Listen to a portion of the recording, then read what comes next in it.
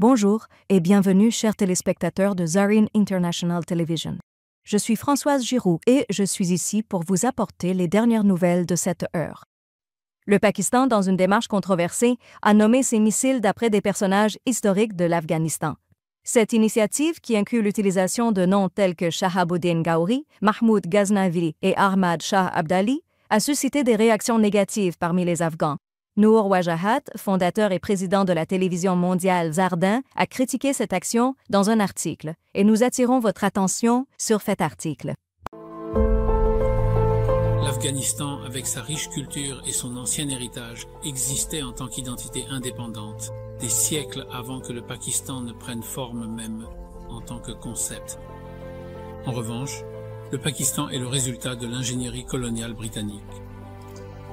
Un produit de la politique de diviser pour régner qui a structuré les sociétés, du sous-continent indien selon des lignes religieuses distinctes. Avant l'arrivée du colonialisme, les relations entre hindous et musulmans dans cette région étaient complexes mais flexibles. Bien qu'il y ait parfois eu des tensions, les cultures étaient entrelacées, les traditions étaient partagées et la coexistence entre les religions était courante. Cependant, les politiques coloniales ont perturbé cet équilibre. La Grande-Bretagne a classé les gens selon leur religion. Elle a favorisé certains groupes dans le gouvernement et la domination militaire sur d'autres, et a semé la méfiance entre les communautés pour maintenir son pouvoir.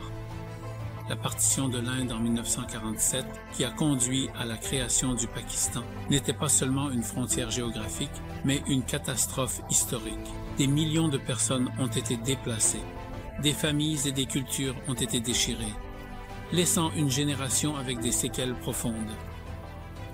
Cet événement a semé les graines de tensions géopolitiques, non seulement entre l'Inde et le Pakistan, mais à travers toute l'Asie du Sud et centrale. Les interventions occidentales, au lieu de guérir les blessures, les ont approfondies et ont transformé les nations voisines en ennemis. Aujourd'hui, ces blessures se rouvrent de manière inquiétante. Le Pakistan a commencé à nommer ses missiles d'après des figures historiques afghanes telles que Shahabuddin Gauri, Mahmoud de Ghazni et Ahmad Shah Abdali, des noms qui occupent une place profonde dans la mémoire nationale des Afghans. Ce ne sont pas seulement des guerriers historiques, mais aussi des symboles de résistance, de souveraineté et de fierté nationale. L'utilisation de ces noms sur des armes de guerre n'est pas un hommage, mais une sorte d'appropriation culturelle. Pour de nombreux Afghans, cette action est considérée comme une forme de guerre psychologique, un effort conscient pour changer la signification de leurs héros et les intégrer dans le récit militaire du Pakistan. Cela déforme l'histoire, couvre la douleur du passé et isole davantage une nation qui est sous la pression de la guerre et du déplacement depuis des années. À un moment où la région a besoin de paix, de telles actions symboliques ne font qu'alimenter la méfiance.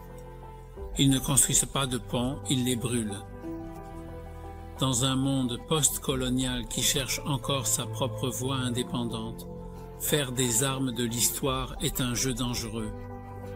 Et ceux qui s'y engagent brûlent l'avenir avec un feu qui pourrait encore porter la promesse de la paix.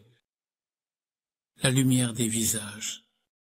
Aujourd'hui, Afghanistan. Selon les informations de l'armée pakistanaise, les attaques de l'Inde par des drones se poursuivent dans certaines régions du Pakistan. Ce matin, des explosions ont été entendues dans plusieurs villes et à proximité de centres militaires. L'armée pakistanaise affirme avoir abattu jusqu'à présent 25 drones indiens. Selon l'armée pakistanaise, ces drones ont été interceptés et détruits dans des villes telles que Lahore, Karachi et Rawalpindi.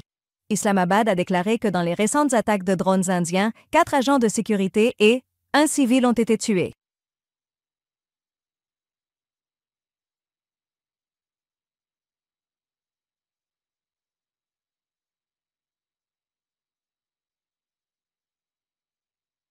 Pendant ce temps, l'Inde a affirmé que l'armée pakistanaise avait ouvert le feu à plusieurs points frontaliers et que cela constituait une réponse proportionnée à ces attaques. Dans ces affrontements, 13 personnes, y compris un soldat indien, ont été tuées. Selon les rapports, plus de 20 aéroports, principalement dans le nord de l'Inde, ont été fermés jusqu'au dimanche 10 mai. Merci, chers téléspectateurs, pour votre soutien continu. Vous pouvez regarder Zarin TV sur Afghan Procast, GLWEs, l'application Zarin TV et nos plateformes de médias sociaux. Jusqu'à la prochaine fois, puissiez-vous être enveloppés dans la paix et la miséricorde du divin. Prenez soin de vous et que les bénédictions accompagnent toujours votre chemin.